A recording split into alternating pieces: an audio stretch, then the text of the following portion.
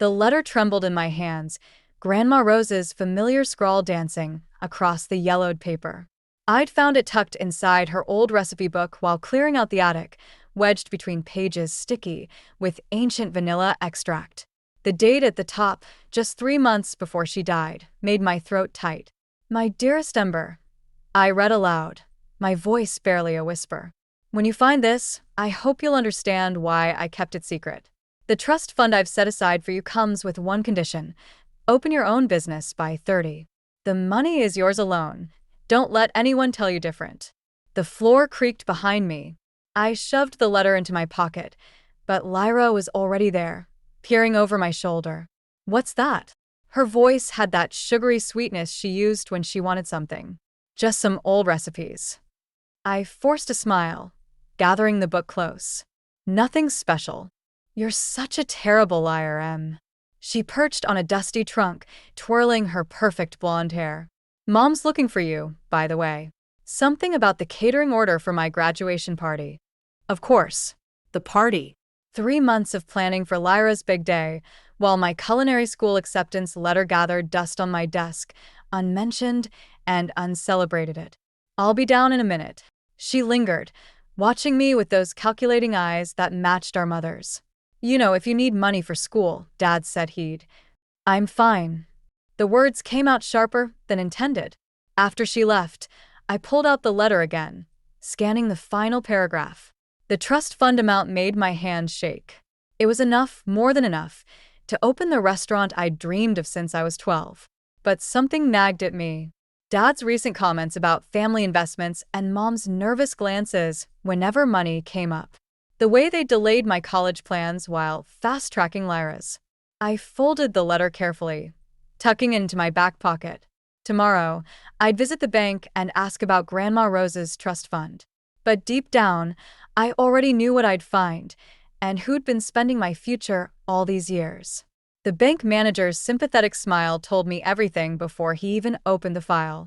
I'm sorry, Ms. Sinclair, but the trust fund was accessed 3 years ago. The paperwork shows your father's signature as the authorized guardian.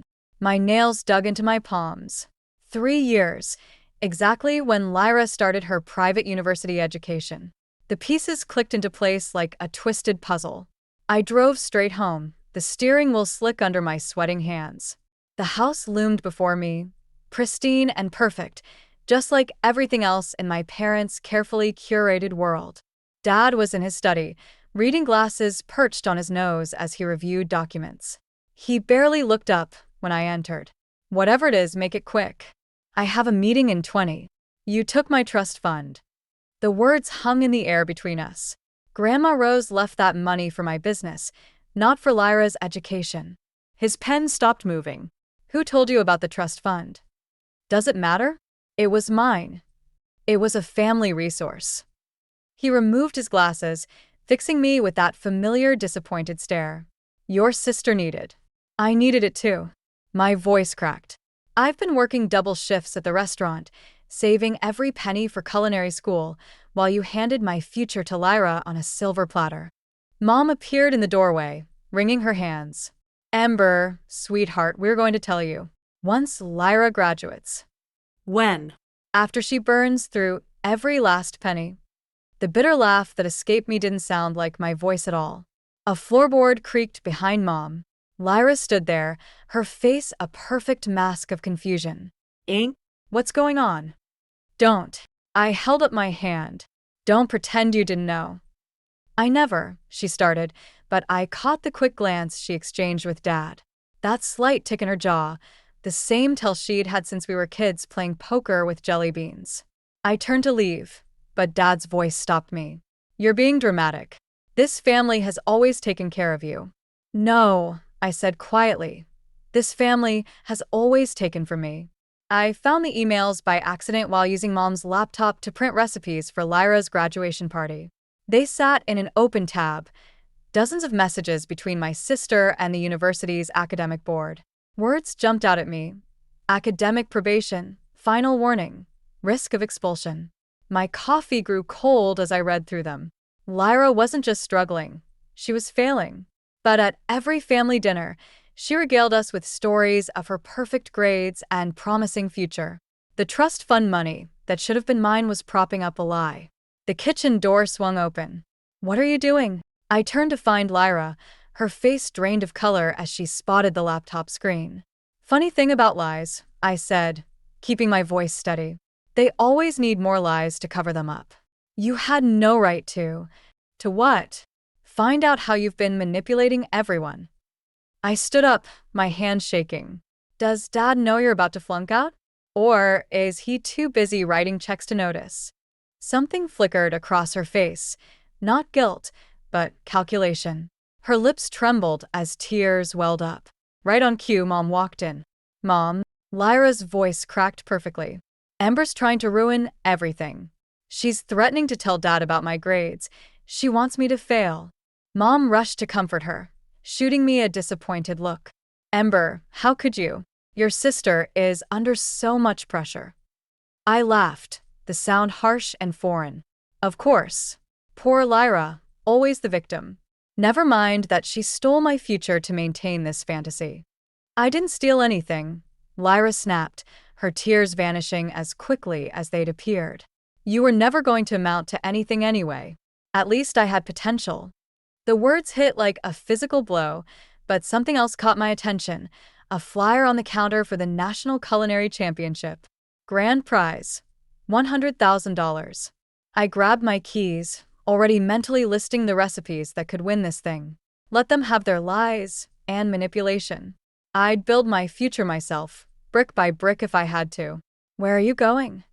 Mom called after me. "To prove you all wrong." The acceptance email from the National Culinary Championship glowed on my phone screen as I prepped for dinner service. My hands trembled while dicing onions, nearly missing my fingers twice. 6 contestants chosen from thousands. The prize money could change everything. Jasper appeared beside me, sliding a prep list onto my station. "You look like you've seen a ghost." "I got in." I showed him the email, and his face split into a grin. "Ember, that's..." He stopped mid-sentence, his expression shifting. "Isn't the competition the same weekend as Lyra's graduation?" The knife slipped, nicking my finger. A drop of red bloomed on the cutting board. Of course it was. The universe had a sick sense of humor. My phone buzzed with a text from Mom. "Don't forget to pick up Lyra's cake tomorrow. She's so excited you're making it special for her." Another message followed. "Dad wants to make an announcement at the graduation dinner. Something about Lyra's future at the family firm." The family firm. The golden path they denied me because cooking isn't a real career. I wiped my hands, leaving a smear of blood on my apron. "You can't keep living your life around their schedule," Jasper said quietly. "The competition could launch your career." The kitchen door swung open. Lyra stood there in her designer clothes, looking out of place among the stainless steel and steam. "We need to talk." Her voice was tight. "Alone." In the alley behind the restaurant, she got straight to the point. "I know about the competition. You can't go." "Excuse me? If you miss my graduation, you'll break Mom's heart." Besides, she smiled that perfect smile. "I heard the judges this year are Dad's golf buddies." One call from him. The threat hung in the air like smoke. She'd always been good at this, wrapping manipulation in concern, wielding our parents' approval like a weapon. I thought of Grandma Rose's letter, of broken promises and stolen dreams, of years spent dimming my light to let Lyra shine. "You're right," I said, watching confusion flash across her face. "I won't miss your graduation. I'd be long gone before then." My duffel bag sat packed by the door while I wrote the note. 3 attempts lay crumpled on the floor before I found the right words. The competition started in 2 days, and my bus left at midnight. Voices drifted up from downstairs, Mom and Dad in his study. I shouldn't have stopped to listen, but my feet moved on their own. "The merger depends on this, Cora." Dad's voice carried through the door. "Once Lyra joins the firm after graduation, the Matthews family will have no choice but to take us seriously. Their son's already shown interest. And you're sure about using the rest of Ember's trust fund for the down payment?" Mom asked. "It's not like she's doing anything with her life. Besides, Lyra's future is secure this way." My hand flew to my mouth, stifling a laugh or a sob. I wasn't sure which. They were planning to drain what little remained of my trust fund for some corporate marriage scheme. The stairs creaked behind me. Lyra stood there, still in her designer workout clothes, her face unreadable. "You're leaving?" Not a question. "Congratulations on the arranged merger." The words tasted bitter. "Hope it's worth selling yourself for." Something flickered in her eyes. Fear, maybe. "You don't understand." Dad says. Dad says, Mom wants, Lyra needs. I shouldered past her. I'm done living my life around what everyone else wants. She grabbed my arm. "If you leave now, you'll destroy this family." This family? I yanked free. Was destroyed the moment they decided you were the only one worth investing in. Back in my room, I added a final line to the note. I'm not running away. I'm running toward something, for the first time in my life. I left it on Lyra's pillow, along with Grandma Rose's recipe book. Let her see what real legacy looks like. The house was silent as I slipped out, but I swore I could hear the echo of all the dreams they'd stolen, pushing me forward into the night. Tomorrow, I'd start cooking for myself instead of serving up pieces of my soul to feed their expectations. 6 months after winning the culinary competition, I stood in front of my family's house, clutching the restaurant lease in my pocket like a shield. The Matthews family merger celebration buzzed inside, the perfect stage for Lyra's latest performance. I hadn't planned to come back. But then Jasper forwarded me the article about academic fraud at Lyra's university, with her name prominently featured. Mom opened the door before I could knock. "Oh." Her smile faltered. "We weren't expecting you." Clearly. I stepped past her into a house full of strangers in expensive suits. Dad held court in the living room, his arm around Lyra, who wore an engagement ring that probably cost more than my competition prize money. Ember. Dad's voice cut through the chatter. "This is a private celebration." I saw the article. The room went quiet. The university's investigation into falsified transcripts. Were you going to tell me? Or just throw more money at the problem? Lyra's fiancé, the Matthews heir himself, shifted uncomfortably. "What investigation?" "Don't," Lyra whispered, but I was done protecting her lies. "Show them your real transcripts, Lyra. Tell them how you've been cheating your way through school while spending my trust fund." Dad stepped forward, his face dark. "You're making a scene?" "No, you're making a merger." I pulled out the lease. "I came to tell you I'm opening my restaurant next month. Without your help. Without your money. Without your—" She's lying. Lyra's voice cracked. "Ember's just jealous because she's a failure. She works in a kitchen because she's not smart enough for real success." The words hit harder than I expected. Even now, even after everything, they could still make me feel small. Actually, a new voice cut in. "Your sister won the National Culinary Championship." Jasper stood in the doorway, uninvited but exactly when I needed him. The youngest winner in its history. Dad grabbed my arm, steering me toward the door. "Leave. Now." "Already am." I yanked free. "But when this house of cards collapses, and it will, don't come looking for me to clean up your mess." I walked out, leaving behind the sound of whispers and Lyra's muffled sobs. Success, I realized, felt an awful lot like losing everything. 3 days before my restaurant's opening, Lyra showed up at my door, mascara streaking her cheeks.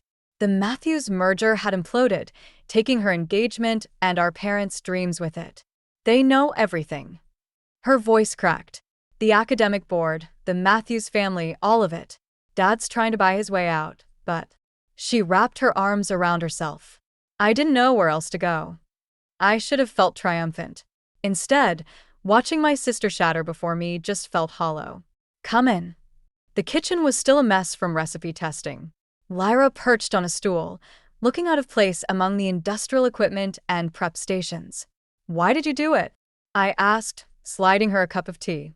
"You're smart enough to succeed on your own." "Am I?" She laughed bitterly. "You were always the talented one, Em. The fearless one. I just pretended. And everyone believed it because they wanted to." "That's not." "It is." She pulled out a familiar, stained book, Grandma Rose's recipes. I found this after you left. Every margin note, every adaptation. You were creating something real while I was just playing dress up in someone else's life. The kitchen timer buzzed, making us both jump. I pulled a tray of pastries from the oven, Grandma's recipe with my own twist.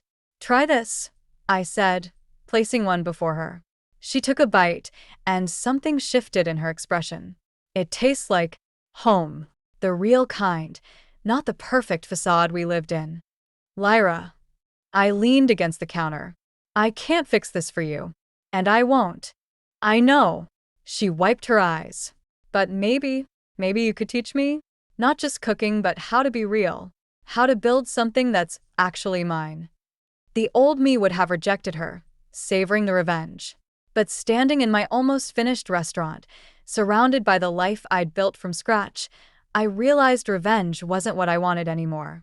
We start at 5 a.m. tomorrow, I said. Don't be late. She smiled.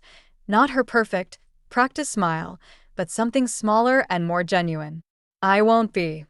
Sometimes, I realized, the best revenge isn't destroying someone's facade, it's helping them build something authentic in its place. Opening night at Rose's Kitchen was packed, every table filled with food critics, locals, and, to my surprise, my parents.